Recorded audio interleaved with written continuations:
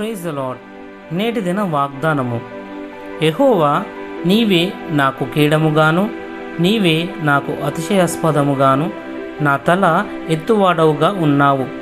కీర్తనలు 3:3 ఇక్కడ మనకు అర్థమయ్యేది ఏంటంటే, పరిశుద్ధాత్మతో నింపడంలో మన కల్లారా చూసే కార్యం జరుగుతుంది. ప్రస్తుతం మనం పెంతెకోస్తు దినాల్లో నివసిస్తున్నాం కనుక మనకు బలమైన గాలి, అగ్ని అవసరం. అలాగే మనం తొలకరి వర్షం, కడవరి వర్షం కావాలి. మనం ప్రస్తుత హిమము కంటే కడవరి హిమము మహిమ చాలా గొప్పది చూడాలని మన ఆశ. పెంతెకోస్తు దినమున మొదట వారు గాలి యొక్క ధ్వనిని విన్నారు, తర్వాత వారు అగ్ని చూశారు, అన్య భాషలతో మాట్లాడారు. మనం కూడా వినాలి, చూడాలి, మాట్లాడాలి. ఆకాశం నుండి మనం ఏది విన్నామో చూసామో దాని విశ్వాసంతో మాట్లాడాలి. నేను ఇంతకుముందు చెప్పినట్టు మనం పెంతెకోస్తు దినంలో నివసిస్తున్నాం. ఇది సంఘం ఎత్తబడే వరకు, పరిశుద్ధాత్ముడు కొనుపోబడే వరకు కొనసాగుతుంది.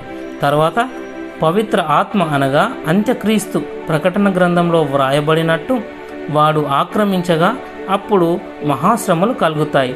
కనుక దేవుడిచ్చిన అమూల్యమైన సమయాన్ని సద్వినియోగం చేసుకొనుటకు ఇదే మనకు మంచి అనుకూల సమయం. మన సేవలోనూ మనలోనూ పెనుమార్పు కలుగునట్లు పరలోకం నుండి మనపై తన ఆత్మ కుమ్మరించులాగున దేవుని ప్రార్థిద్దాం. ప్రార్థన. పరలోకమందున మా తండ్రి, శక్తి చేత కాదు, బలము చేత కాదు, నా ఆత్మ ద్వారానే చేస్తాను అని నీవు చెప్పిన మాటలకై వందనములు. నీ ఆత్మ ద్వారా మేమెప్పుడు అనుభవించినంత గొప్ప సంచలనం మాలో కలిగించమని ప్రార్థిస్తున్నాం. అద్భుతమైన నీ మహత్ కార్యం కొరకు ఎదురు చూస్తున్నాం. మొదటి శతాబ్దంలో ఉన్న రీతిగా గొప్ప ఉజ్జీవం కొరకు ప్రార్థిస్తున్నాం. యేసు ప్రభుని నామంలో ప్రార్థిస్తున్నాం తండ్రి. ఆమెన్.